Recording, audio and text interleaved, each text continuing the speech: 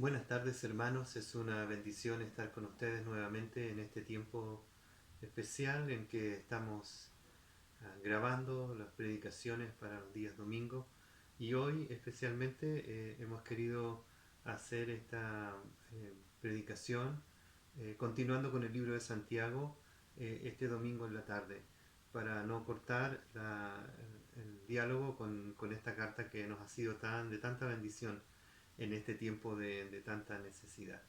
Eh, Oramos al Señor y luego vamos a la palabra. Padre eterno, te damos gracias por esta oportunidad de poder reunirnos nuevamente en torno a tu palabra, y especialmente queremos, Señor, pedirte que tu Espíritu nos guíe para poder encontrar en ella la sabiduría, la guía, la dirección, el ánimo necesario. Y, Señor, si tenemos que corregir y tenemos que orientarnos de nuevo hacia ti, Señor, habla en nuestros corazones. Ayúdanos, Señor, porque es un tiempo de necesidad, pero también de oportunidades.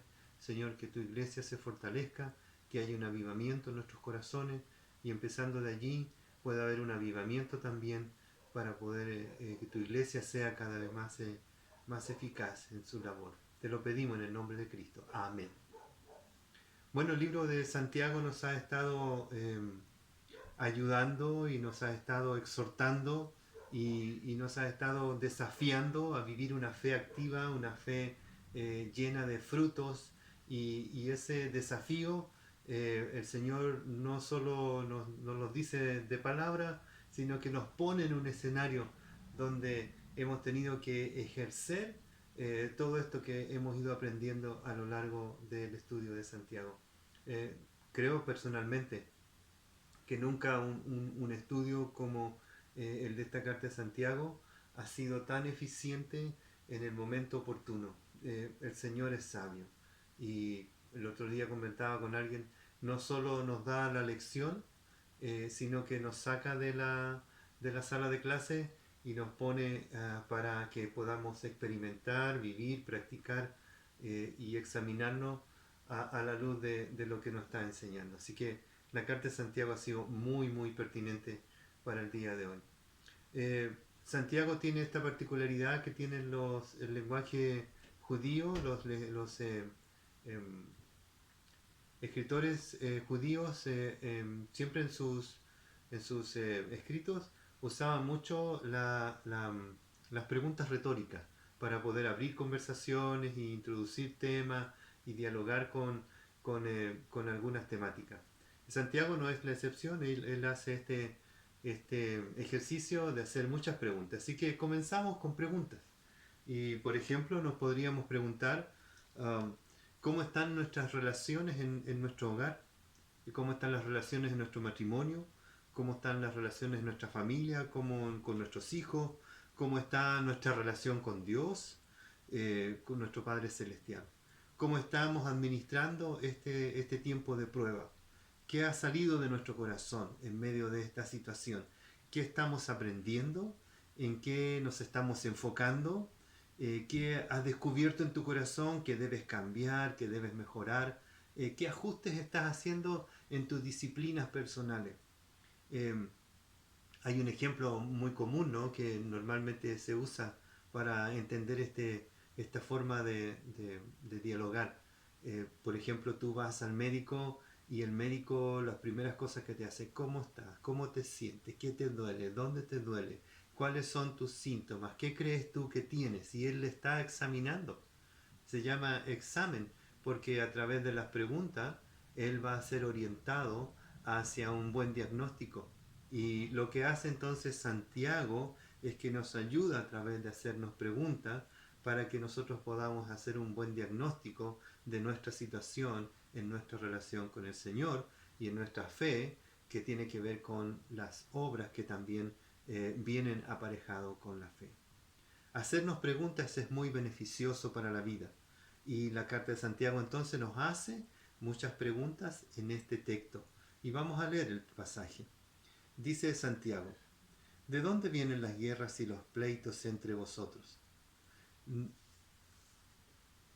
¿No es de vuestras pasiones las cuales combaten en vuestros miembros?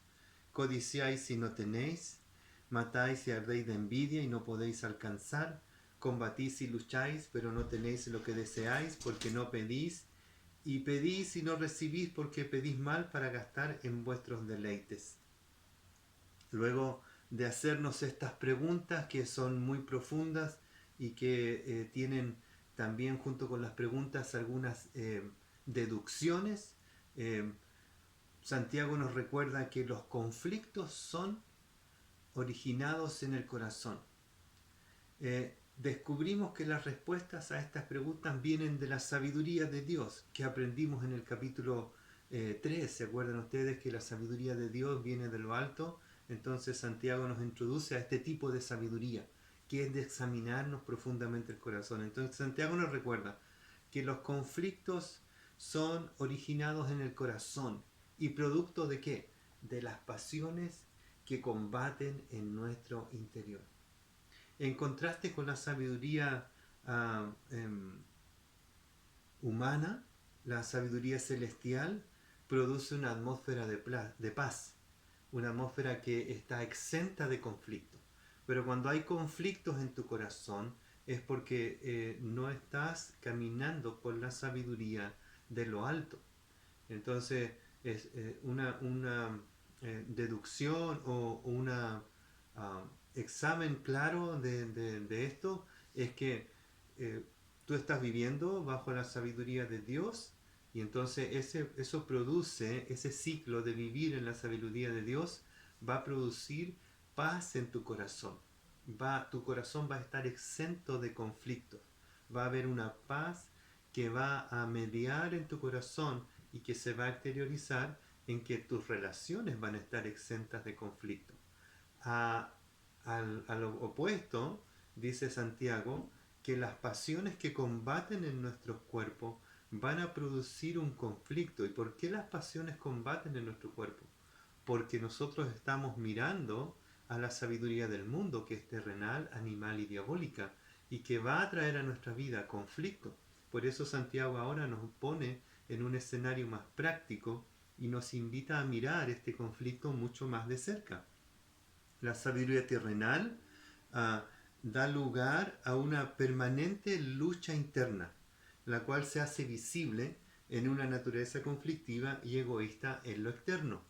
Entonces, ¿qué es lo primero que examinas en tu corazón y en tu exterior?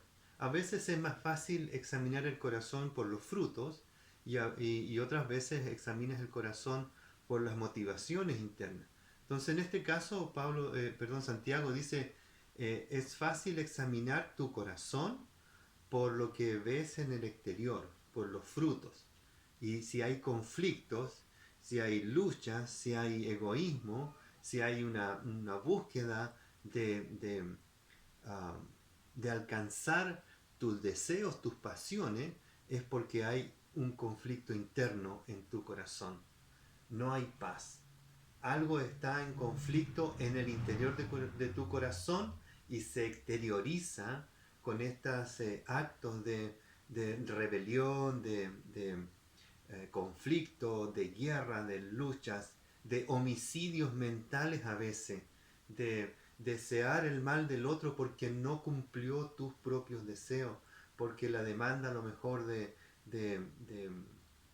ser bien aceptado o la demanda de la búsqueda de gloria, de honor, no fue llenada. Y entonces viene el conflicto.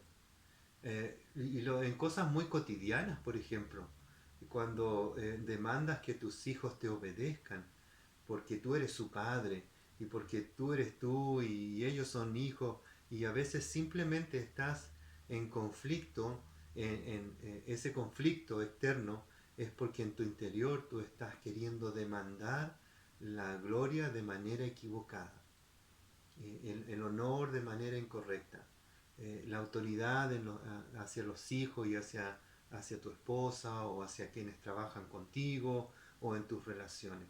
Y tienes que hacer este ejercicio un poco más de cirugía mayor, digamos, ser más riguroso en ir y apuntar a esas áreas donde tu corazón está en conflicto. Así que lo externo normalmente está ligado al conflicto interno en el corazón. Y Santiago entonces empieza a explorar esta idea del conflicto interno que se expresa a través de las atmósferas conflictivas en lo externo. Y dice versículo 4: oh almas adúlteras, ¿no sabéis que la amistad del mundo es enemistad contra Dios? Entonces aquí nos pone en este escenario nuevo, cada vez más como más específico. Y dice, hay un conflicto en el interior cuando tu relación interna está rota.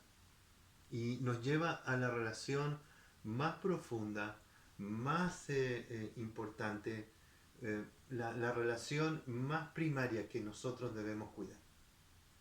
La relación que más debemos cuidar es nuestra relación con nuestro Padre Celestial, es nuestra relación con Dios, es nuestra relación con Cristo, nuestro Salvador, es nuestra relación con el Espíritu Santo, el que mora en nosotros, es nuestra relación con la palabra de Dios, como ya lo vimos en el capítulo 1 y 2, es nuestra relación con nuestros hermanos, como lo vimos también en el capítulo 2 y lo vamos a seguir viendo en este capítulo. Es nuestra relación con Dios, lo primario, porque de ahí desprenden todas las otras relaciones. Si yo estoy en una relación sana con Dios, voy a estar exento de conflicto en el corazón y por lo tanto mis relaciones van a fluir hacia unas relaciones de bendición, de, de, de bendición para otros y de querer el bien de aquellos que Dios ama y que nosotros hemos aprendido a amar. Así que Santiago usa esta palabra tan fuerte, ¿no? Oh almas adúlteras, ¿no sabéis que la amistad del mundo es enemistad contra Dios? Cualquiera pues que quiera ser amigo del mundo se constituye en enemigo de Dios. Y de nuevo usa esta forma, esta expresión literaria de contraste, ¿no? De poner, dice, amigo del mundo, enemigo de Dios. Y pone estas dos como en la balanza, ¿no? Tienes que estar en uno de los dos lugares, o amigo del mundo o amigo de Dios. Y el que se constituye en amigo del mundo se vuelve enemigo de Dios y viceversa. ¿O pensáis que la Escritura dice en vano, el Espíritu que Él ha hecho morar en nosotros nos anhela celosamente? Así que nos introduce a esta idea relacional como de una esposa y un esposo, como un matrimonio. Entonces, el adulterio literal solo ocurre cuando hay una relación de un hombre y una mujer en el contexto del matrimonio. Solo en el contexto del matrimonio se puede producir esta relación dañina que es el adulterio. Así que Santiago está usando esta figura del adulterio espiritual, por eso habla de almas adúlteras, almas y adulterio. Une estas dos ideas para poder expresar algo mucho más grande. La conexión entonces está allí, alma y adulterio, y esta idea del apóstol de Santiago, perdón, está apuntando de nuevo al Antiguo Testamento. Como sus lectores originales son judíos, él entonces va a usar muchas figuras del Antiguo Testamento, y esta figura la toma prestada del Antiguo Testamento, donde Dios en innumerables ocasiones eh, eh, habla al pueblo de que ellos le han sido infieles. La infidelidad del pueblo está grande y profusamente mencionada en el Antiguo Testamento. El pueblo le fue infiel a Dios a través de buscar otros ídolos. Entonces Dios dice, ustedes son como una esposa que ha mirado a otros amantes y se ha ido tras ellos. Estos son los ídolos. Y Dios vez tras vez estuvo buscando a su pueblo de manera amorosa, de manera tierna, buscando su arrepentimiento y, y provocando en ellos una relación de fidelidad. Algunas veces con amor y misericordia, Él se acerca a su pueblo para traerlo así. Con cuerdas de amor te he buscado, dice el salmista, y otros profetas hablan de eso también, que miró a su pueblo como la niña de sus ojos y cosas así, como muy amoroso, ¿no? Y ahora en otros casos, en otras ocasiones, con fuerza, con juicio, incluso con castigo, porque el pueblo fue adúltero y miró en su corazón a otros dioses, a otros ídolos, y dice en muchos pasajes de la Biblia, y fornicó con ellos, es decir, entró en relación con esos ídolos. Y por eso Dios llama a su pueblo que fueron adúlteros y muchas veces trajo juicio sobre ellos. Hay un libro completo sobre ese tema, el libro de Oseas, donde este profeta es llamado por Dios para ejemplificar de manera vivencial esta pecaminosa relación del pueblo con los ídolos. Jeremías dice en un texto muy descriptivo de ese adulterio espiritual, y los leo para ustedes. Jeremías capítulo 3, versículo 6. Me dijo Jehová en días del rey Josías, ¿has visto lo que ha hecho la rebelde Israel? Y aquí la figura es que la rebelde Israel es como una mujer, como una esposa. Ella se va sobre todo monte alto y debajo de todo árbol frondoso y allí fornica. Porque en los montes se levantaban estos altares a los ídolos. Y allí entonces el pueblo iba y adoraba a estos ídolos y Jeremías dice, eso es como fornicar, como entrar en adulterio. Y luego dice en el versículo 7, y dije, después de hacer esto, se volverá a mí, pero no volvió. Y lo vio su hermana, la rebelde Judá, y ella vio que por haber fornicado la rebelde Israel, yo le había despedido y dado carta de repudio, pero no tuvo temor la rebelde Judá, su hermana, sino que también fue ella y fornicó. Y sucedió que para juzgar ella como cosa liviana, dice el texto, su fornicación, la tierra fue contaminada y adulteró con las piedras y con el leño.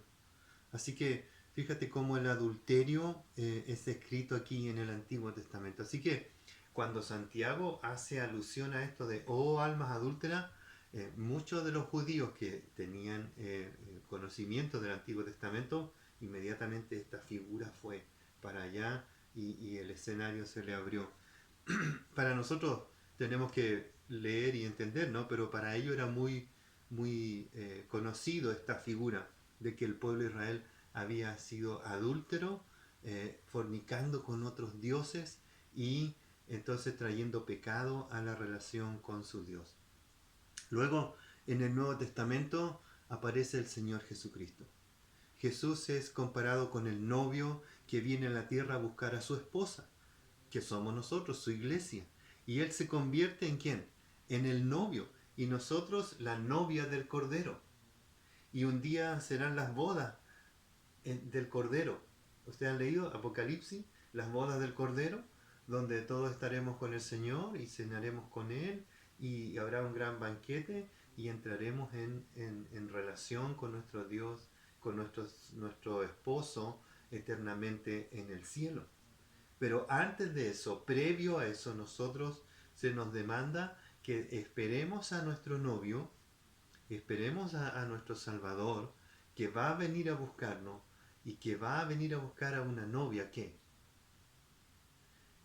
ha buscado serle fiel mientras Él viene en camino. Esa es la demanda aquí. Santiago está hablándonos a nosotros también. A los judíos convertidos al Señor Jesucristo les dice, ustedes no deben ser adúlteros como los israelitas del Antiguo Testamento, deben permanecer fieles.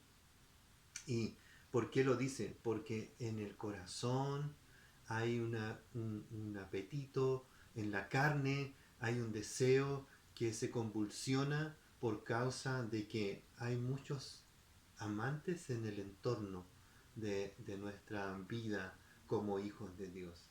Así que un día serán las bodas, pero antes de eso viene la prueba de nuestra fidelidad.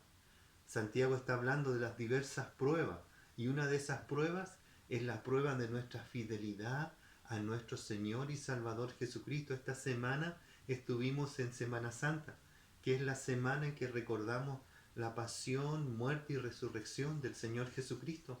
Es una semana en que renovamos nuestros votos a nuestro Señor, en que renovamos nuestros deseos de serle fiel.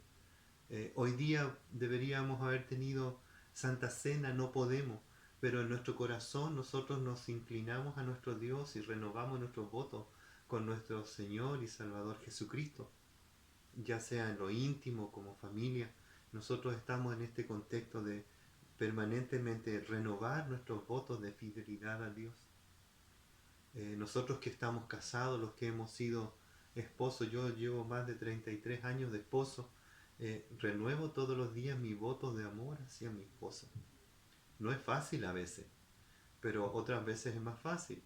Pero lo mismo en la vida cristiana. Tú estás unido a Cristo y renuevas tus votos de amor continuamente. Así que Santiago dice, ¿cómo está tu fidelidad en tu corazón hacia tu Señor? Santiago nos invita a evaluar nuestro grado de fidelidad, de guardarnos para Él en santidad. ¿Ves la relación a dónde nos lleva Santiago?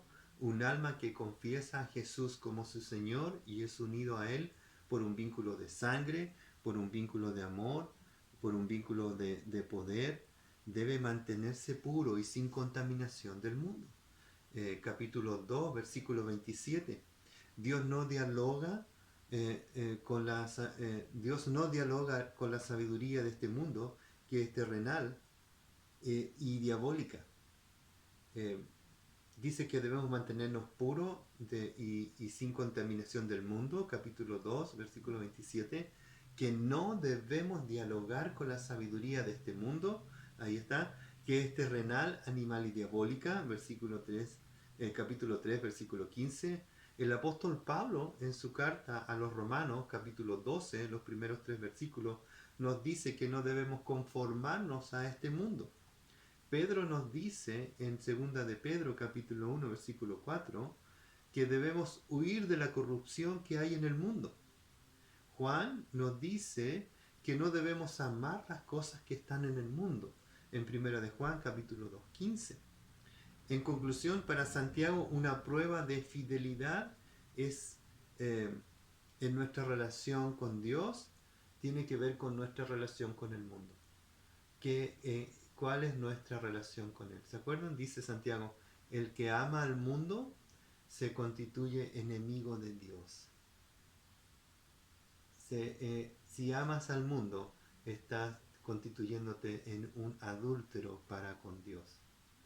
Si estás mirando con amor las cosas del mundo, estás mirando con desprecio el reino de Dios. ¿Cuál es tu relación de fidelidad con Dios? Y aquí Santiago nos presenta desde el versículo 6 al 10 el antídoto para la infidelidad. El antídoto para la infidelidad. Primero nos pone el antídoto en general y luego nos da algunos datos particulares. Dice, ¿cuál es el antídoto de la infidelidad? Versículo 6. Pero Él da mayor gracia. Por esto dice, Dios resiste a los soberbios y da gracia a los humildes. Su gracia nos hace ser fieles. Su gracia. ¿Qué es la gracia de Dios? Es lo que los apóstoles y los primeros escritores del Nuevo Testamento hablan de la gracia como, primero, como aquello que nos hace acercarnos a Dios. Efesios capítulo 2, versículo 9, por gracia sois salvos. Pero también luego hablan de la gracia como el conjunto de bendiciones que vienen por estar en Cristo Jesús. Como dice Efesios capítulo 1 a 3. Que nosotros hemos sido bendecidos con toda bendición espiritual. Esa es la gracia abundante que ha venido a nosotros cuando hemos sido hechos hijos de Dios. Así que dentro de ese contexto de la gracia, nosotros podemos ser fieles. Si vives en la gracia de Dios, si vives buscando sus beneficios, buscando sus medios de gracia, hablamos de eso también, los medios de gracia, como la oración, la lectura de la Biblia, la comunión entre los santos, la fidelidad en el hacer como en el querer, todo eso son medios de gracia. Y aquí entonces dice, Él da, porque Él da mayor gracia. Si hay pecado, si hay infidelidad, si hay estas pasiones, todo eso, la Biblia dice, Él da mayor gracia. No hay nada que le quede pequeño al Señor, nada que se le escape de su control, nada que supere su poder. Él da mayor gracia. Por esto dice, Dios resiste a los soberbios, pero da gracia a los humildes. De Dios viene la gracia para poder ser fiel. Ahora, ¿cómo se ve eso en el detalle? Para recibir de su gracia que nos hace fieles, debemos tener actitudes correctas hacia Dios. Entonces, como una novia, ¿no? No somos displicentes. Yo he estado en muchos matrimonios no solo he estado, sino que he sido parte del matrimonio y nunca he visto a una novia que llegue a la boda de manera displicente. Ya llegué, ya, ¿dónde está el novio? Ya, bueno, casémonos. No, nunca he visto algo así. Siempre he visto una novia con gozo, con alegría, con interés. Mira a su novio y lo ve como el más hermoso de todo, aun cuando a veces no es así, pero lo mira y lo ve como el único, ¿no? Nunca he visto a una novia llegar al altar de manera displicente, de manera informal, descuidada o con una actitud no, no feliz. No, no lo he visto nunca y espero no verlo. Entonces Dios da mayor gracia. Hay una actitud correcta que debemos tener hacia Dios para poder permanecer y ser fieles a Él. Dice, ¿cuál es la primera? Y solo menciono aquí algunas, quizás tú descubres algo más en la lectura. Versículo 7. Someteos pues a Dios, resistid al diablo y huirá de vosotros. Sumisión. Una actitud correcta para poder ser fieles a Dios es sumisión. Eso significa que nosotros debemos voluntariamente someternos al Padre. No es que el Padre nos fuerza a someternos a Él, es que Él nos seduce para que nos sometamos a Él. Es lo que ocurre en el matrimonio cristiano. Es que tú y tu esposa entran en una relación, tu esposa es llamada a someterse a su esposo, pero no de manera violenta o por fuerza, dice la palabra, sino que tu esposa se va a someter a tu autoridad, a tu liderazgo, porque tú la has seducido para que eso ocurra. O sea, la has amado, la has cuidado como vaso frágil, has tenido una preocupación por ella en tiempos de dificultad y en tiempos de alegría. Tú estás enfocado en ella y la amas y la lideras como un siervo que está pendiente de sus necesidades. Tu esposa no va a tener ningún conflicto en someterse a tu liderazgo de esa manera. Así que sumisión es una de las primeras actitudes correctas para mantenerse fiel al Señor. Te sometes a Él, ¿por qué? Porque le amas. Has conocido a tu Señor y Salvador Jesucristo y un amor profundo se ha enfocado en Él. El apóstol Pedro dice en Primera de Pedro, capítulo 1, uno de los pasajes que me gusta mantener en mi mente, en mi corazón, para los que creemos, Él es precioso. Es decir, no hay nadie más hermoso que el Señor. La perla de gran precio, el tesoro escondido, es Él, el Señor. Es nuestro amado Salvador. No solo es nuestro Señor, sino que es nuestro amado Salvador.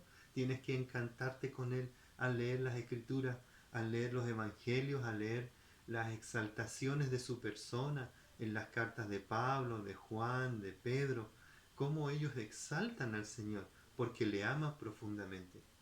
Le amamos a Él porque Él nos amó primero, nos amó estando muertos en delitos y pecados. Se dio a nosotros por amor. ¿Cómo no amarle al Señor? Y no solo le amamos por lo que hizo, sino que ahora, como hijos de Dios y entendiendo más y más de las Escrituras, le amamos por lo que Él es. Él es admirable, consejero, Dios fuerte y poderoso, príncipe de paz. ¿Cómo no amarle?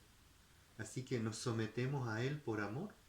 Y la sumisión entonces nos va a hacer tener un corazón fiel hacia Él. Segunda cosa que veo aquí es el versículo 8. Pero antes de eso, someternos a Dios nos hace resistir al enemigo. muy interesante eso. A veces la gente simplemente habla de resistir al enemigo, pero solo puedes resistir al enemigo cuando tu corazón está tan profundamente conectado con el amor y sumisión a tu Señor. El enemigo va a tener que retirarse porque no va a tener ni lugar en esta relación. Es como cuando un tercero quiere entrar a la relación del matrimonio. Tu esposa está tan unida a ti, te ama tanto, se preocupa tanto por ti, que cuando otro le hace ojito, tu esposa simplemente lo desprecia. Y este tiene que huir y salir. Muchas veces ocurre eso en nuestra relación con nuestro Señor. El enemigo viene con intenciones de seducirnos y nosotros estamos tan ligados a nuestro Señor, tan sometidos a Él por amor, que el enemigo huye de nosotros. Es lo más certero y seguro en la batalla espiritual. Una de las claves es esta. Si uno va a entrar en este contexto de la lucha espiritual, de luchar contra el Satanás y sus huestes demoníacas, una de las claves está aquí. Después va a mencionar otra, pero una de las claves es esta: someterse a Dios. Someterse a Dios es una de las claves en la lucha espiritual. Así que seguimos. Dice versículo 8: acercaos a Dios. Está hablando aquí de nuestra relación íntima con Él. ¿Cuánto tiempo pasas con el Señor? Y no estamos hablando solo de cuánto tiempo usas para leer tu Biblia, tu devocional, tu tiempo de oración, tu tiempo en la iglesia, tu tiempo en testificar. No estamos hablando solo de esas cosas. Estamos hablando de cuánto tiempo pasas pensando en Él. Es cuando lees tu Biblia y luego meditas en lo que el Señor ha hecho, lo que el Señor es, lo que el Señor, su magnificencia, su poder, su grandeza, sus capacidades. Eh, Cuando meditas en el Señor, es tu tiempo de intimidad con Él, es tu relación con Él. ¿Cómo te deleitas al cantarle y alabarle por su grandeza y su poder? Dice: acercaos a Dios y Él se acercará a vosotros.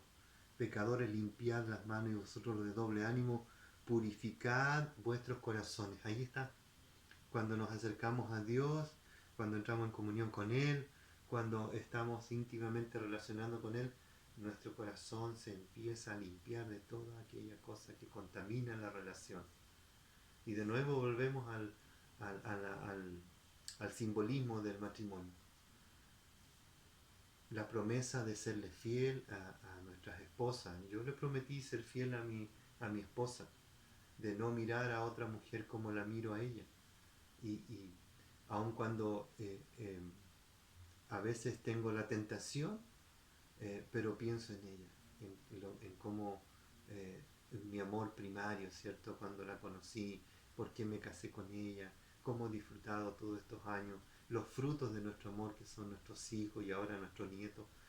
Todas esas cosas engrandecen o hacen que nuestra cercanía sea fructífera. Lo mismo con el Señor. El Señor nos demanda de nosotros: vuelve, recuerda. ¿Se acuerdan ustedes en las predicaciones de las iglesias de Apocalipsis? Una de ellas le dice: recuerda, vuelve a tu primer amor, ¿no? Eso es lo que dice entonces. Tercera cosa: arrepentimiento genuino. Si encuentras en tu corazón rasgos de infidelidad, entonces aflígete, lamentate y llora, arrepiéntete de tu corazón.